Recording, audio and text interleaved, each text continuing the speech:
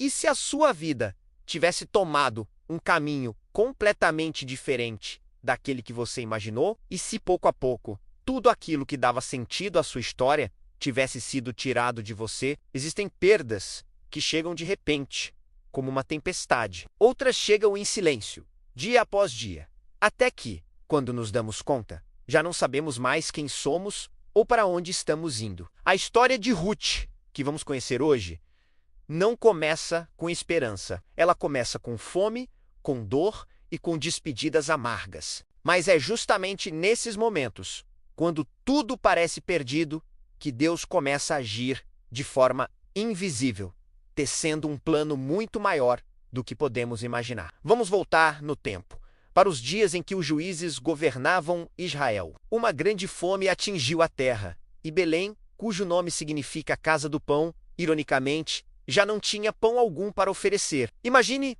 o desespero. É nesse cenário que encontramos Elimeleque, um homem comum, como eu e você, que se vê diante de uma decisão impossível. Ele reúne sua esposa Noemi e seus 2 filhos e decide deixar sua casa, sua cultura, sua terra, para tentar a vida em Moabe, uma região estrangeira. Não era uma escolha confortável, era uma questão de sobrevivência. Em Moabe, a vida parece seguir por um tempo. Os filhos de Elimeleque crescem e se casam com 2 mulheres moabitas, Ruth e Orfa. Por um breve momento, há uma sensação de normalidade, uma esperança de que a história vai se reorganizar e encontrar um novo rumo.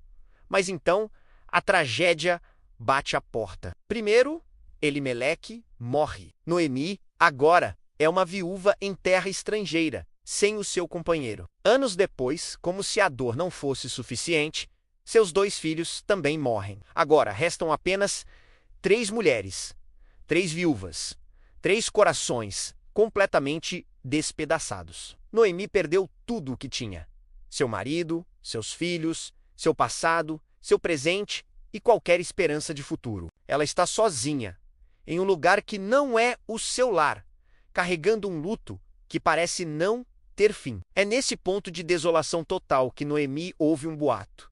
A fome havia finalmente cessado em Israel. O pão havia voltado a Belém. Com o coração pesado, ela decide voltar para sua terra natal. Ela chama suas noras, Ruth e Orfa, e num ato de amor e desespero, tenta convencê-las a ficar em Moabe. Não era rejeição, mas sim a convicção de uma mulher que sentia que não tinha mais nada a oferecer. Ela diz: "Voltem, minhas filhas. Por que viriam comigo? Acham que eu ainda posso ter filhos para se casarem com vocês?" Era o retrato da desesperança. Orfa chora, abraça Noemi com força e se despede. Ela escolhe o caminho mais lógico, o mais seguro, voltando para seu povo e seus deuses. É uma escolha compreensível. Ruth também chora. A dor da despedida é real, mas ela não vai embora. Ela se apega a Noemi. E então, Ruth diz palavras que ecoam através dos séculos. Palavras que não são apenas emocionais, mas uma decisão que define toda a sua vida. Não insistas comigo para que te deixe e que não te acompanhe. Para onde fores, irei. Onde pousares, ali pousarei. O teu povo será o meu povo. O teu Deus será o meu Deus. Ruth está escolhendo ser uma estrangeira, uma viúva pobre, em uma terra desconhecida. Por pura fidelidade a uma sogra amargurada, ela escolhe o amor em vez da segurança. Ela escolhe a lealdade, mesmo sem nenhuma promessa de recompensa. As 2 mulheres, uma idosa e amargurada, outra jovem e cheia de uma fé silenciosa, fazem a longa jornada de volta a Belém. Quando chegam, a cidade inteira se alvoroça. As pessoas reconhecem Noemi, mas ela já não se reconhece mais. Sua dor é tão profunda que ela diz: "Não me chamem de Noemi", que significa agradável. Chamem-me de Mara, que significa amarga, porque o útero poderoso tornou minha vida muito amarga. Ela estava expondo sua alma ferida para todos. E Ruth observa tudo em silêncio. Ela não discute a dor de Noemi, não questiona sua amargura. Ela simplesmente decide agir. A sobrevivência era urgente. Então, ela vai para os campos para recolher as sobras da colheita de cevada. Um trabalho humilde, pesado feito sob o sol quente, destinado aos mais pobres, aos órfãos, às viúvas e aos estrangeiros. Ruth aceita sua condição com dignidade, porque continuar, mesmo quando tudo dói, também é um ato de coragem. E é aqui que a providência divina começa a se revelar. O campo onde Ruth, por acaso, começa a trabalhar pertence a um homem chamado Boaz.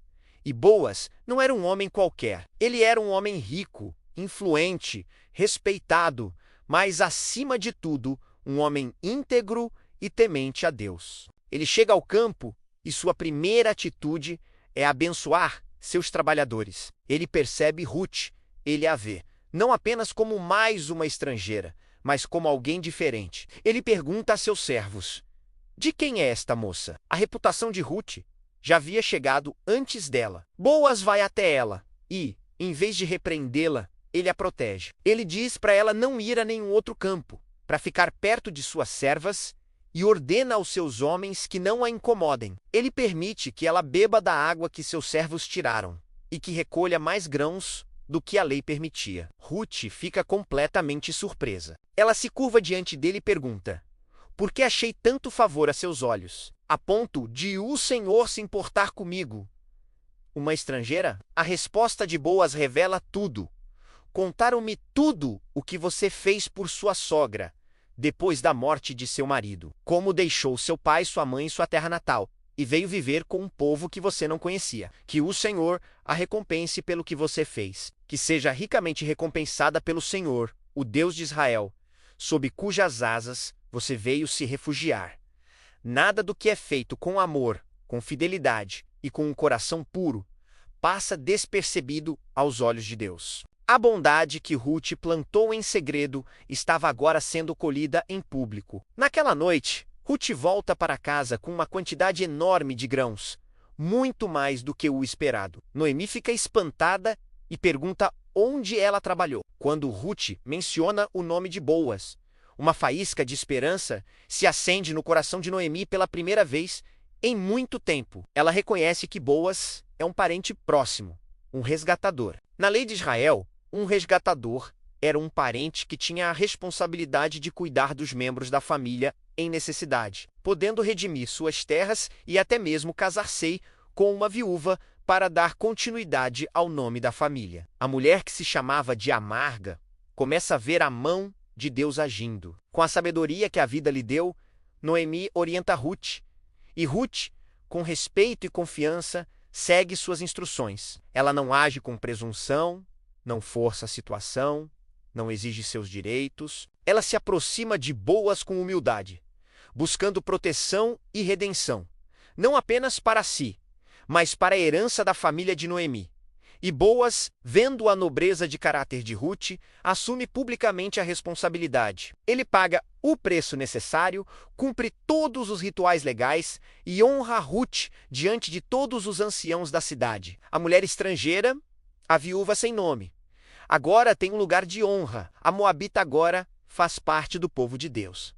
A viúva sem filhos agora tem um futuro e uma nova família. A história poderia terminar aí e já seria linda, mas o plano de Deus era ainda maior. Ruth e Boaz se casam e tem um filho chamado Obed.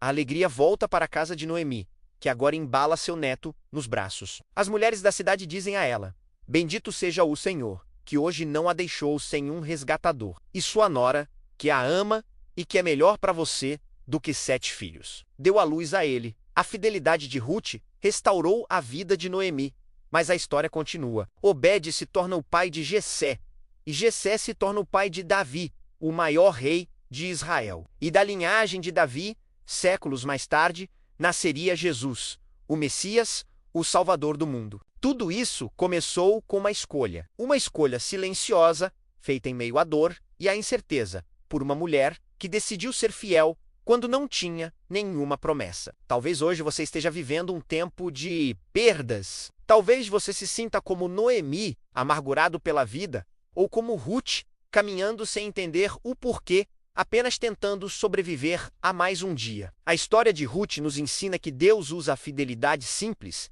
das pessoas comuns para construir histórias eternas e extraordinárias. Ruth não tinha ideia de onde sua escolha a levaria. Ela apenas decidiu não abandonar quem amava. Ela decidiu continuar e, às vezes, em um mundo que nos incentiva a desistir, apenas continuar já é o maior milagre. Obrigado por assistir. Se essa história tocou seu coração, deixe um comentário, curta e compartilhe este vídeo com alguém que precisa ouvir essa mensagem de esperança. E não se esqueça de se inscrever no canal para mais reflexões como esta. Até a próxima!